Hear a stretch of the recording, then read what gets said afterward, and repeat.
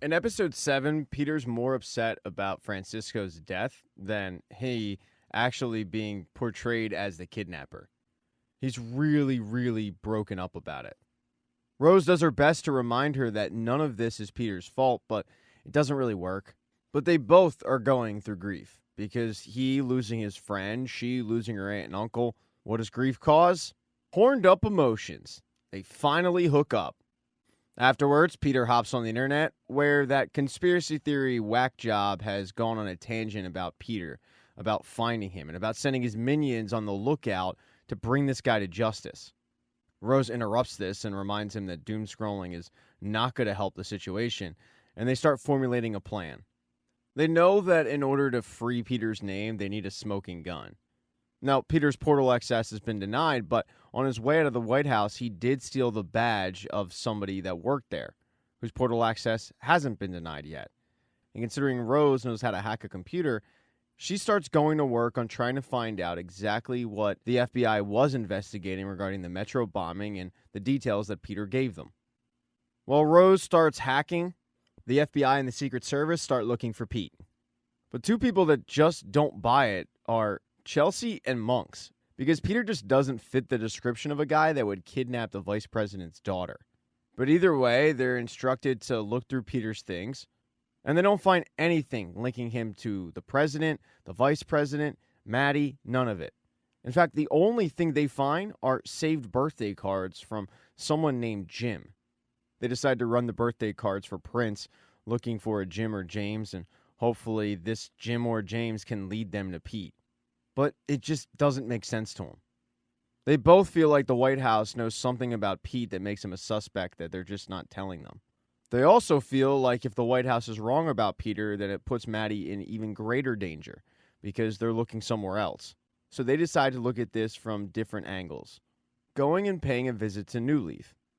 The poor guy that is at the D.C. office is terrified when the Secret Service show up, asking him questions. But he does tell them that Maddie's teacher was, in fact, the leader of the D.C. chapter, that he had talked about bringing Maddie to one of their events. He knew that he was meeting with Maddie the previous night. But in terms of knowing where Maddie is, he has no idea. And as for the guy with the snake tattoo, his name's Mateo. He was dating Maddie's teacher, but he hadn't seen him in a while. So now Chelsea and Monks at least have a name to go off of. They both head back to the White House to debrief their bosses on what they found. And at the White House, Diane Farr is doing severe damage control, lying her ass off. The president corners her in a meeting and basically asks, how the hell did this happen? I mean, he was a suspect, then he escaped. And because of their strong previous history, the president believes her story, but it's just one lie on top of another. Diane then hears from Gordon Wick that she, himself, and the vice president need to have a covert meeting because Gordon Wick has gotten word from the kidnappers. Maddie is safe for now, but the kidnapper had videotaped her and then sent Gordon a list of demands. The vice president has 2 days to announce that he was the one behind the Metro bombing.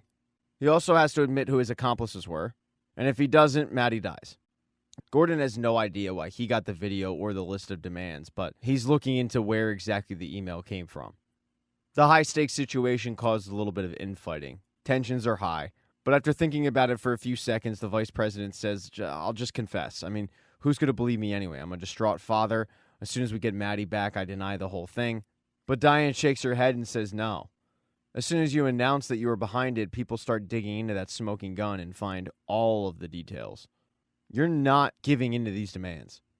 I mean, even if we do get Maddie back, you can't control her. She was planning on taking you down. And then Diane goes into her car and grabs a duffel bag where she pulls out a nanny cam. She tells the vice president, you might want to go and take a look at what's on that thing. Because Maddie had told her therapist about it.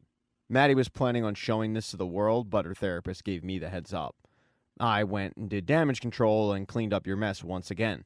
You're on the plane with the both of us, and I'm not letting you crash it to the ground. The vice president does go home and watch what's on the nanny cam, and he is mortified. It's a video from when Maddie was probably 13, 14 years old, and they're going to a function for her sister's charity. Her sister had tragically passed away, drowning accident. When it happened, the vice president, who was a widower at the time, blamed a very young Maddie, who was probably 7 years old, when in reality it was his fault because he wasn't watching the girls. The older Maddie got, the more she remembered about the actual situation, and she didn't want to live this lie anymore. But her dad got physically abusive, and the videotape shows it all. As for Diane, she just headed back up to her office where her and Ben were debriefed by Chelsea and Monks. And even though the clear lead here is the New Leaf connection with Mateo, Diane once again points them to finding Peter, harping on the fact that Sutherland is the one they need to find, and every second they don't spend searching for Peter is another second that is putting the vice president's daughter in danger. Once Diane sends Monks and Chelsea on their way, she does call Gordon Wick and debriefs him on exactly what they just told her. Gordon's never heard of a Mateo, but when she sends Gordon the sketch of Mateo, he recognizes him pretty quickly. Gordon, though, doesn't seem too concerned because he spends the rest of his night swimming in his very nice pool, but he gets a visitor. It's the female assassin, and she's back for revenge because Gordon has been ignoring her calls. So she puts a knife to his throat, and she's come looking for some answers. Gordon tells her that the situation right now is messy, less contact the better. She's not really interested, though, in his excuses, his explanations. She wants to know where Pete is. With that knife cutting his neck, he decides to make a deal with her. He tells her, I know where Maddie Sutherland's kidnapper's last known whereabouts are. You find him, you take care of him, and I'll locate Pete for you. She decides to accept this offer, and for the time being, Gordon Wick keeps his neck. Now, it took a little bit, but Rose was able to crack into the FBI database and look at the 12 suspects that Hawkins was looking into the week that he was murdered. There's really only 2, though, that fit the description of somebody who'd be working for Turn Lake. And one of those people suddenly passed away. In fact, he died the day before the FBI was going to show up and interview him.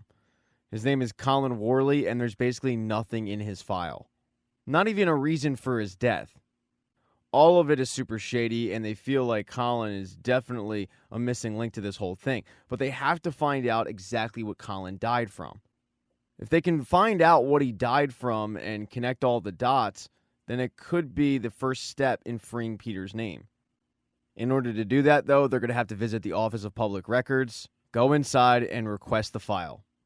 They try to be as covert as possible about this, but they do steal a car from a local valet. Pete drops Rose off, and she heads inside. But as Rose is trying to sweet-talk the woman at the front desk into giving her the file without Rose handing over ID, Peter notices that a couple of guys across the street have clearly ID'd him. Pete waits as long as he can, but it gets to the point where he's got 4 guys approaching his vehicle, and he has to take off. By the time that Rose comes out, she's looking for the car. It's nowhere to be found, but those 4 guys, they still are there. And they've got a phone pointed at Rose asking her questions. These guys are disciples of that internet conspiracy theory whack job that has put Pete's name on blast all over the country and has caused this quasi-witch hunt. Pete, however, shows up in the nick of time, fires a flare gun to scare them off, and then he and Rose get in the car and take off. They then head back to the houseboat. They're unaware, though, that Chelsea and Monks are onto them. Using the birthday cards, they were able to ID the guy named Jim. It's Peter's godfather. He was Peter's dad's best friend, but a difference of opinions kind of fractured the relationship between he and Pete. Problem is, he believed that Pete's dad leaked these classified documents, and Peter clearly didn't. And Jim used to be a journalist, so he did actually have the resources to look into this professionally. As for this whole crap with Peter kidnapping Maddie, though, he doesn't believe it for 1 second. Because as he tells both Monks and Chelsea, Peter actually cares. It doesn't matter if they're friends or strangers. He cares about people. He wouldn't do such a thing. As for where Peter is, he doesn't know. But Chelsea and Monks continue to press him. And Jim says that he's got 2 places. There's an old place down in Shenandoah. And then there's the boat. They head to go see if Peter's down at the marina. And Peter is, in fact, down at the marina. He, along with Rose, are looking over Colin's file. And Colin's rap sheet does indicate that an OD, which is what he died from, would have been very plausible. He had a couple of court-appointed stints in rehab. All of his personal effects were forwarded to a next of kin. There's no name, but there is an address. One of those items was a key card to a company called Allentine Manufacturing. When Rose does a Google search of Valentine, she finds that they are a subsidiary of Turn Lake Industries. Pete then flips over another page and he sees Colin's arrest photos, and Colin has a very distinctive snake tattoo. So Pete knows that Colin Worley is the bomber. The way that the two play it out, Turn Lake would have had every opportunity to kill somebody and get away with it. So Turn Lake hired Colin Worley, and then Turn Lake kills him to cover their tracks. They decide to go check out the P.O. box, find out who it belongs to, who this next of kin was. But as they leave, that's when Monks and Chelsea show up, and they place them under arrest. Now, as for Maddie, she's terrified. She's in a room that has a bright light, a bed, but that's it. The guy who kidnapped her, who we now know as Colin, won't really explain why he did what he did, which makes Maddie even more terrified. Maddie, though, might have a way out of this. She ends up kicking a hole in the wall, and she slowly starts digging at that hole, hoping that maybe she can burrow out of there. When Colin does show up, she just hides the hole with her bed. With Maddie having no idea what this guy's going to do or what's happening on the outside, she tries to keep herself alive by bargaining with this guy. She feels like this person is only holding her hostage because of something her father did. And it's not like she likes her dad. So she tells him about the nanny cam back at home that he can use to take down her father, the one that she was planning to use to take down her father. Colin, however, does look into it and finds out that the house that was storing the nanny cam was recently broken into, there was a murder, and all that was left was a stolen baby, of all things.